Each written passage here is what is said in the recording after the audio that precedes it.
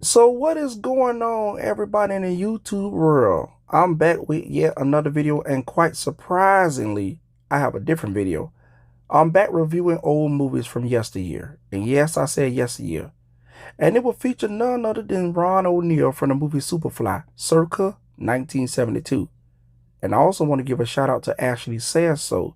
She has a very large platform on YouTube, and she is who got me motivated enough to even go back to my old channel ways of reviewing Hollywood stars.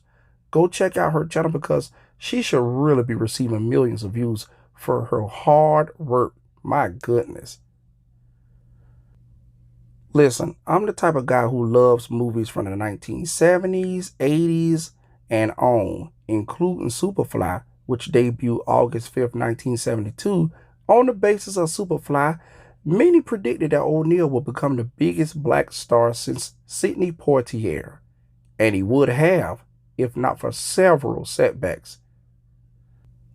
It's basically a 1970s New Jack City starring Wesley Snipes. You know, it's pretty much gritty and everything that you expect of a black exploitation films. There's a lot some people don't even know about a film, including the meaning of the title, which describes the high quality of cocaine the character priest puts on the street. Fly was the term at the time, says Philip Fenty, who wrote the script for Superfly. I could have heard it someplace, and it stuck because it was that cool. Curtis Mayfield soundtrack to Superfly is what propelled the movie to box office and commercial status. The movie did so well in '72, it briefly topped The Godfather as the highest grossing film in the country and was the third highest grossing movie of 1972.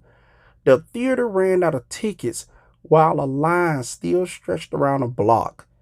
Somebody even broke the door open, and from what screenwriter Phil Fenty said, you saw this mass of people with police trying to stop them from getting in.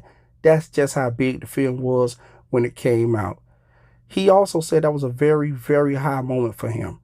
Remember earlier, I mentioned his setbacks? Well, one of them was the NAACP.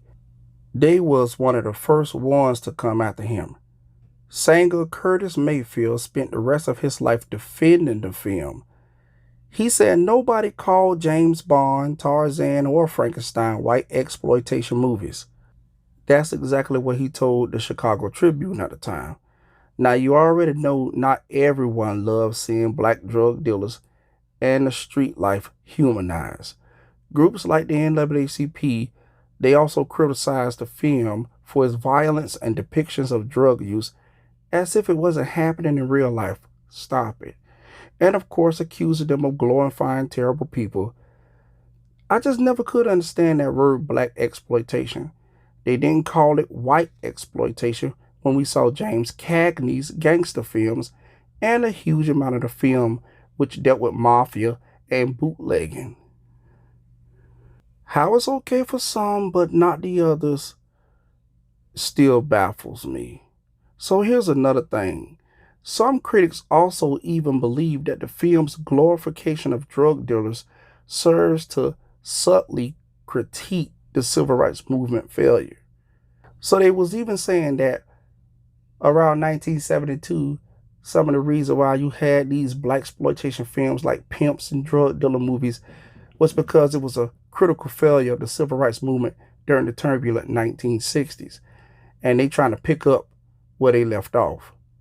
And so it was an influx of movies like Shaft, you know, The Mac, you had Superfly, you had Dolomite, several volumes of Dolomite movies. The list goes on because there was so many of them, I couldn't even name them all.